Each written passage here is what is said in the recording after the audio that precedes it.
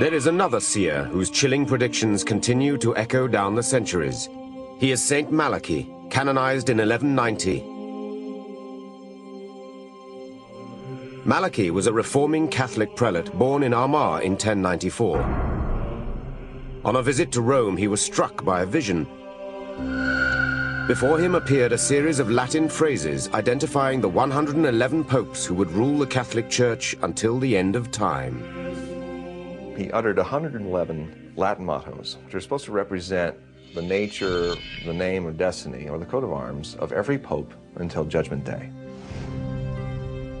Many of the phrases are considered too precise to be the results of chance. John the 23rd, the 107th pope in the prophecy, is referred to as Pastor et Nortam, priest and sailor. Before becoming pope in 1958, he was the Patriarch of Venice.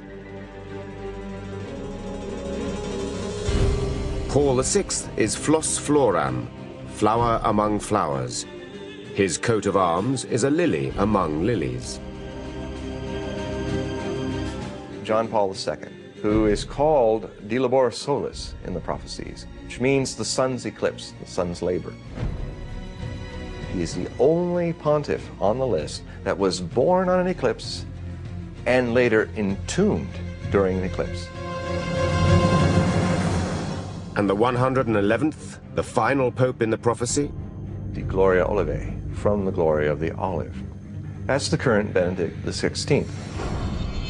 At the end of the list, Malachi is said to have uttered a final doom-laden phrase, this one unnumbered. During the final persecution, the seat of the Holy Roman Church will be occupied by Peter the Roman, who will feed the sheep in many tribulations, after which the seven-hilled city will be destroyed, and the terrible judge will judge his people. The end. Is Malachi describing the end of the Catholic Church, or the end of the world?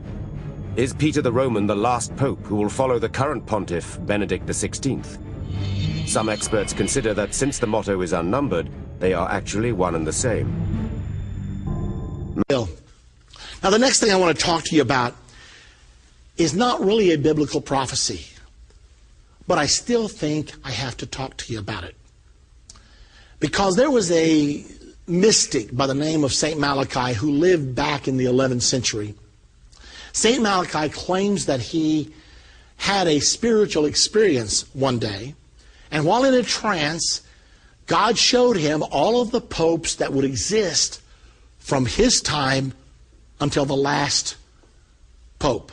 Malachi was given a prophecy of 112 popes. And in these 112 popes, there were given signs, little clues as to the identity of each one, all 112.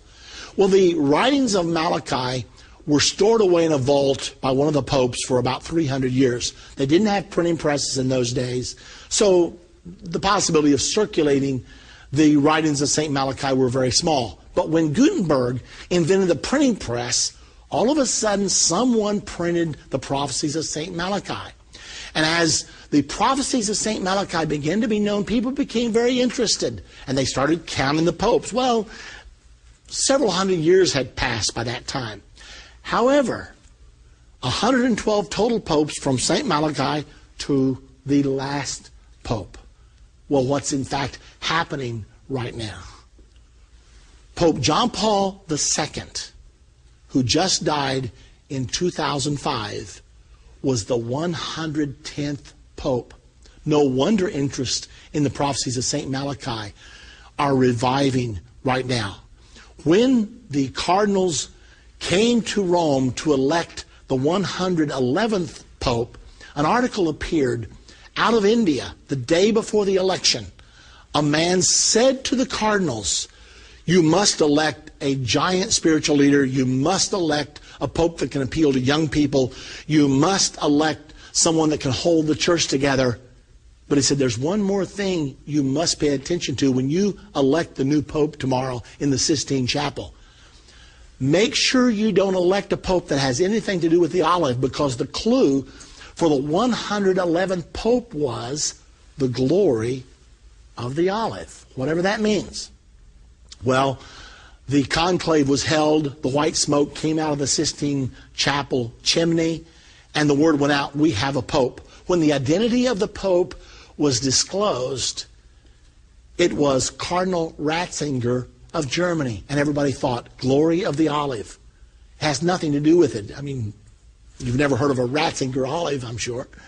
And so everybody thought, surely not. This doesn't have anything to do with anything, even though he's the 111th Pope.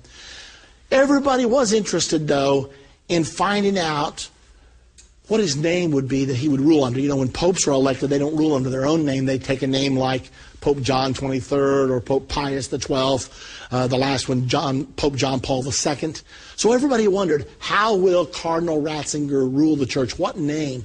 Because when a man picks a name, it usually is indicative of something that means something special to him.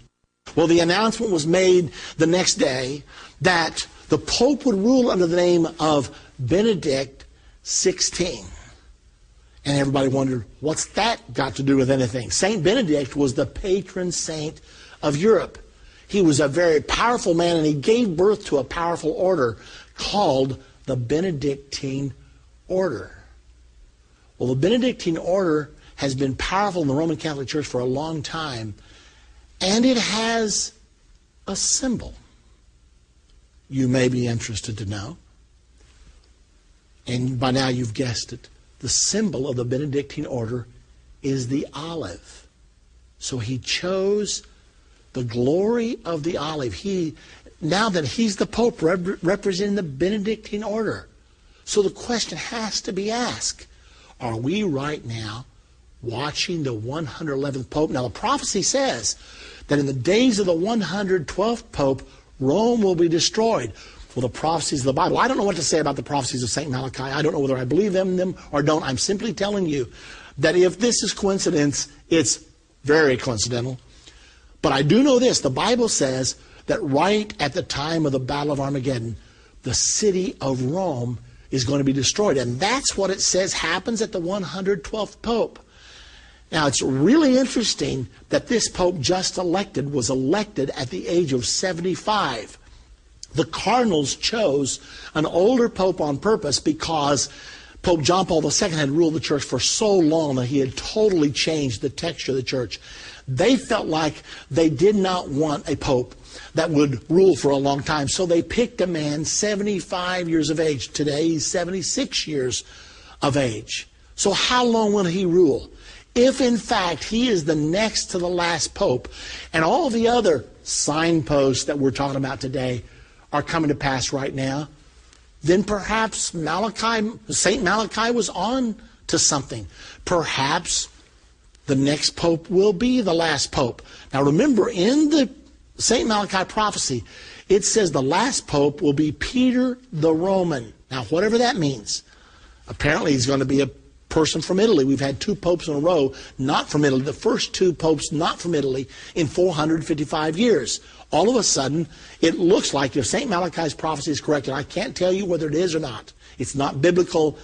It's just something that happened. But if in fact it is correct, after this pope dies, the next pope elected will preside over the destruction of the city of Rome. Several times in the book of Revelation, Rome is referred to as Mystery Babylon. Revelation 17, Mystery Babylon is called the city of seven hills. Rome is the city of seven hills. And the destruction of the city of Rome is mentioned several times in the book of Revelation. And that's what St. Malachi said. So here we are. You got St. Malachi's word, which you have to take with a grain of salt, but you got the Bible that you can take to the bank. And it's telling us, you and me, that we're getting closer and closer to the second coming.